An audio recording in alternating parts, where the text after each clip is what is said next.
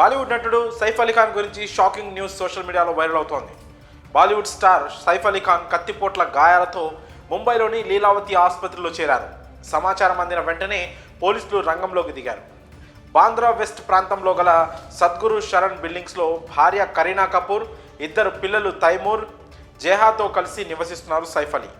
ఇక్కడ ఎంతో high security జోన్గా ఉంటుంది. అంతేకాదు ఆయన ఇంటికి ప్రైవేట్ భద్రత కూడా ఉంది. బుధవారం అర్ధరాత్రి దాటిన తర్వాత ఓ దొంగ ఇంట్లోకి చొరబడ్డాడు. తన వెంట తెచ్చుకున్న కత్తితో భీభత్సం సృష్టించాడు.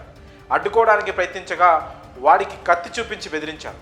ఈ క్రమంలో ఇంట్లో కేకలు, అరుపులు వినిపించడంతో సైఫ్ అలీ ఖాన్ అప్రమత్తమయ్యారు. పని వాళ్లతో కలిసి ఆ దొంగను పట్టుకోవడానికి ప్రయత్నించగా ఆయనపై కత్తితో దాడి చేశాడు దొంగ. ఈ సంఘటన తెల్లవారుజామున 3 గంటల ప్రాంతంలో జరిగింది.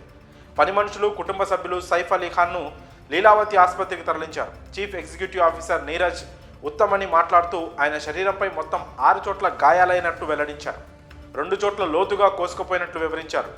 ఇప్పటికే 2 సర్జరీలు చేసినట్లు తెలిపారు. ఈ ఉదంతంపై పోలీసులు కేసు నమోదు చేశారు. దర్యాప్తు మొదలుపెట్టారు. ఈ సమాచారం అందిన వెంటనే బాలీవుడ్లో కలకలం మొదలైంది. సైఫ్ అలీ ఖాన్ ఆరోగ్యం పట్ల ఆరా తీస్తున్నారు. బిష్నోయ్ గ్యాంగ్ నుంచి సల్మాన్ ఖాన్కు వచ్చిన బెదిరింపుల కారణంగా బాలీవుడ్లో టెన్షన్ ఉన్న విషయం తెలిసిందే. ఇలాంటి సమయంలో సైఫ్పై దాడి మరింత సంచలనమైంది.